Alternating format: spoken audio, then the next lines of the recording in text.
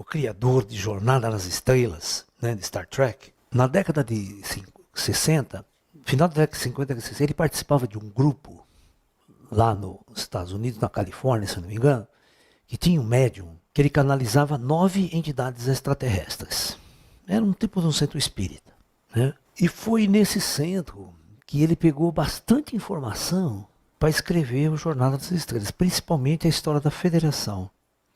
E principalmente, uma das coisas fundamentais do Star Trek se chama a diretriz número 1 da frota estelar.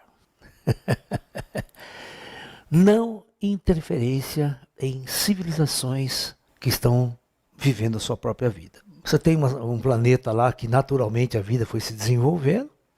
Então, se esse planeta estiver numa fase, vamos por assim, Idade Média, tal, uma espaçonave, uma civilização hiper mega avançada não pode descer e interferir, trazendo tecnologia, ciências, e interferir nesse processo natural de evolução.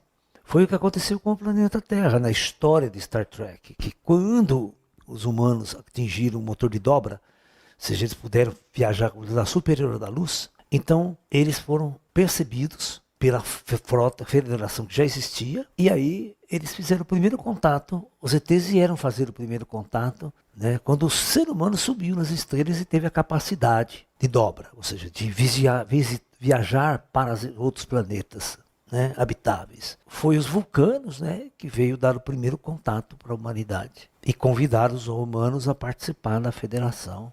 Mas essas raças avançadas, teoricamente, nunca iriam interferir, né, num processo evolutivo natural de uma civilização. Seria contaminação, eles falam. É como você chegar aqui, deixar uma arma na mão de uma pessoa, uma arma de 1 bilhão de anos de evolução na nossa frente. Você está entendendo?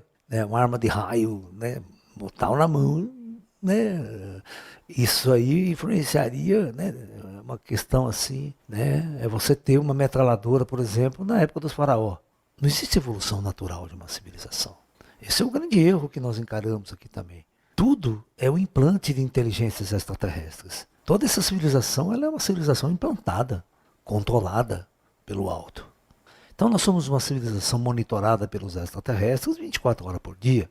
Nós não somos uma civilização que ninguém liga para nós, ninguém...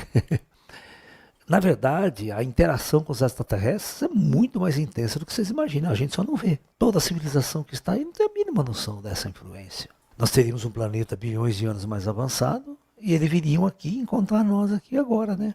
E esses planetas, então, poderiam estar implantando novos planetas. Essas civilizações são tão avançadas que subiriam ao espaço e iriam semear planetas que estão mortos.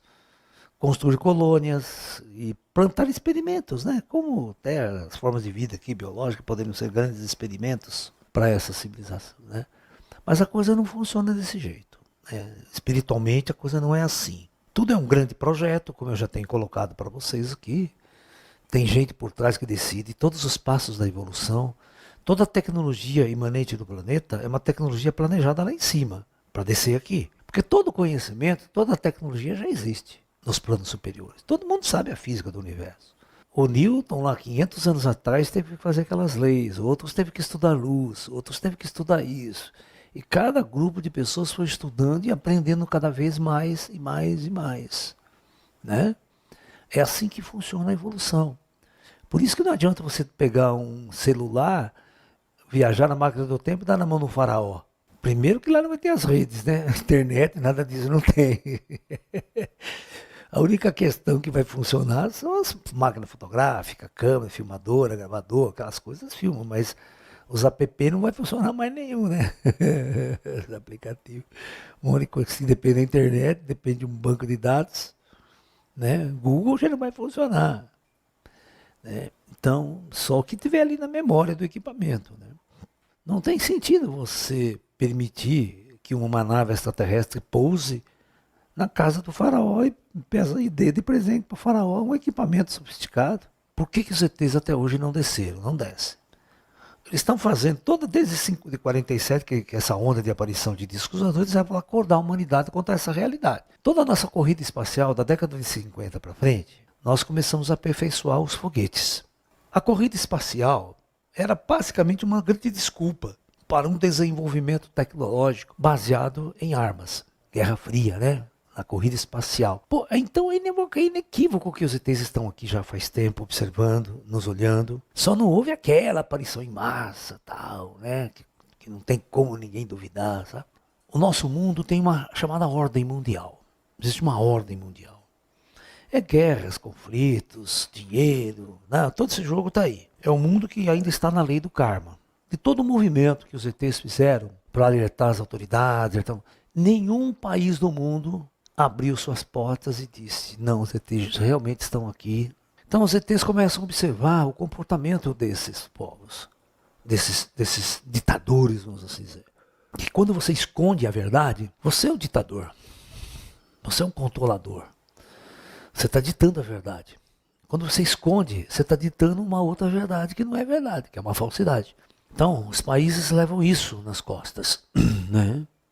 Mas, por exemplo, se der uma aparição hoje, se a NASA viesse à tona e falasse, ela nunca vai falar isso.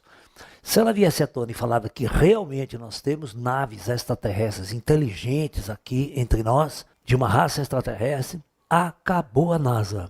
Todos os projetos que a NASA fez até hoje vai pro lixo. E ninguém quer isso. Quem trabalha dentro da NASA, os engenheiros, os cientistas, todo mundo que ganha dinheiro, sabe? Por quê? Porque o único objetivo da NASA é uma conquista espacial.